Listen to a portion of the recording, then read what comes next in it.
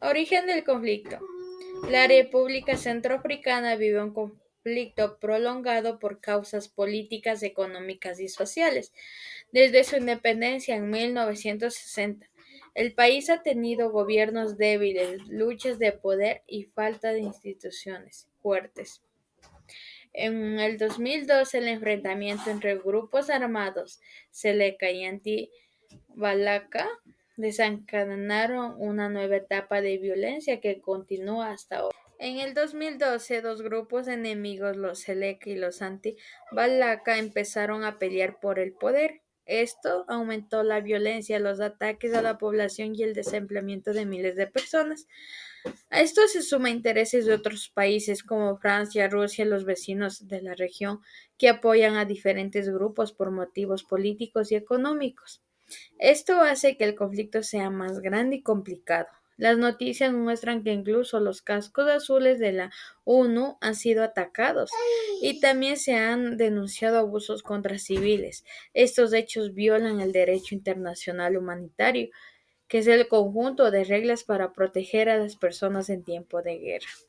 El conflicto nació por la pobreza, la falta de un gobierno fuerte, las peleas entre grupos armados y la intervención de otros países.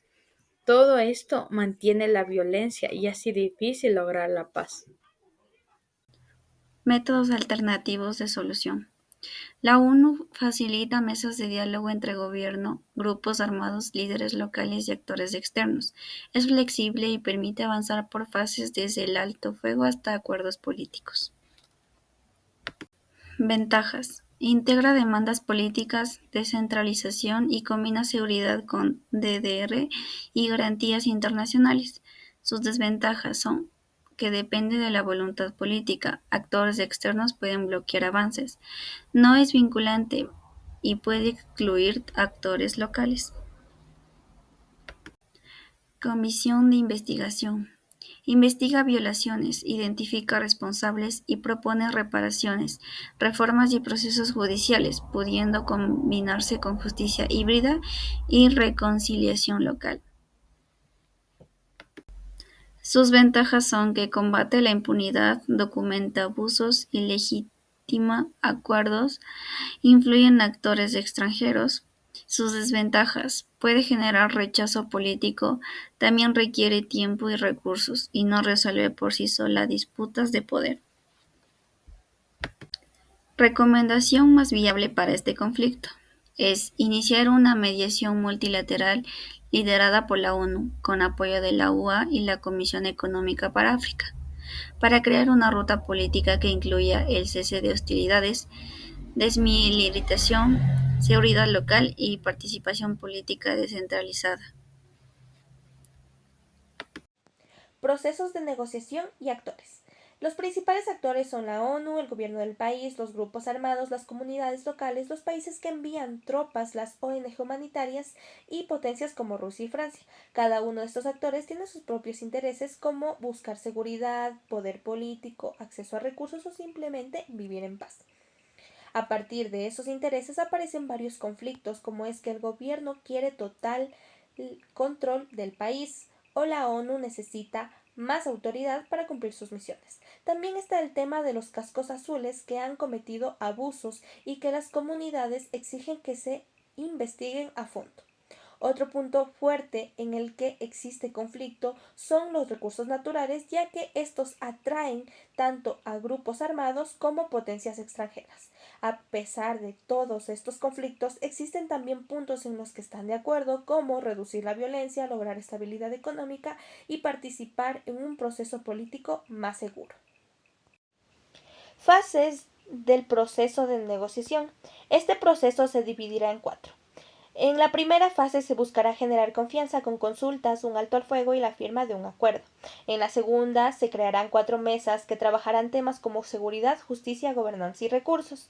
Y se terminará con un acuerdo integral de paz. En la tercera fase se empezará a aplicar lo acordado, que son los juicios, el desarme, proyectos económicos y la presencia estatal en más territorios. Y finalmente la cuarta fase, que transferirá las responsabilidades al gobierno y consolidará los cambios para que el país funcione sin depender de la ONU. Para que todo esto funcione se necesita voluntad política, coordinación internacional, participación de las comunidades, recursos económicos y mucha verificación para asegurar que cada parte cumpla con lo acordado. Ese es en resumen el proceso planteado para que se avance hacia la paz. El liderazgo ético debe adaptarse a cada fase del conflicto. En 2012-2014, durante la crisis aguda, el líder debía tomar decisiones rápidas para proteger civiles bajo violencia masiva. En la estabilización, el enfoque fue construir confianza con comunidades y facilitar procesos políticos.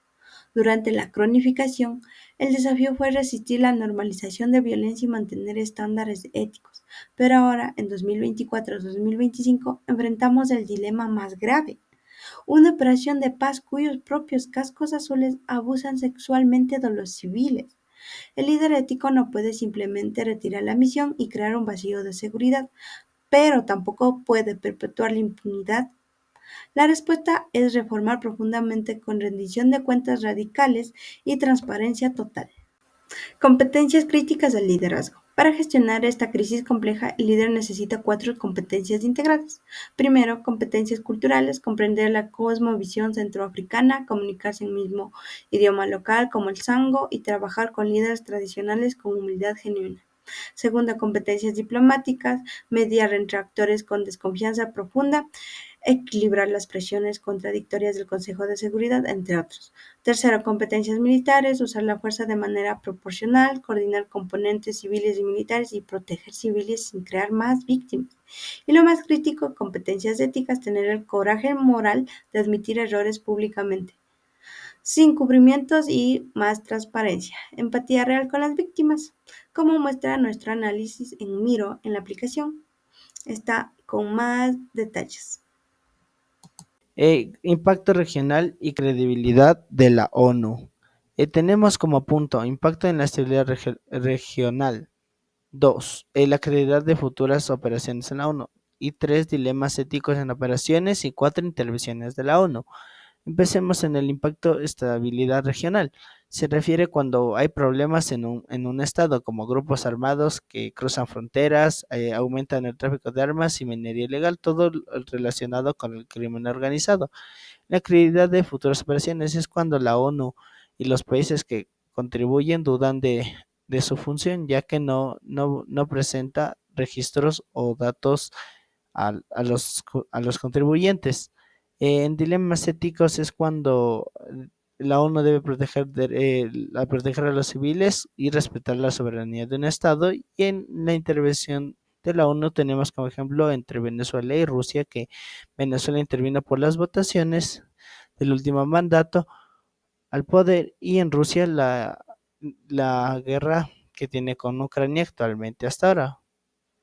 Bueno, como reflexión final llegamos como grupo que la ONU la verdad necesita más legitimidad y credibilidad en la transparencia en las operaciones, ya que la verdad sus operaciones son cuestionables por los países contribuyentes, ya que para todo esto se debe tener una justicia, una participación comunitaria y el apoyo regional y de un país, ya que la verdad llegamos a lo mismo como grupo, que para resolver todo esto de, de mantener una moral ética en un país, se debe llegar a una coordinación entre voluntad política de los países contribuyentes como la misma voluntad de la ONU. Eso sería todo, ingeniero. Una buena tarde.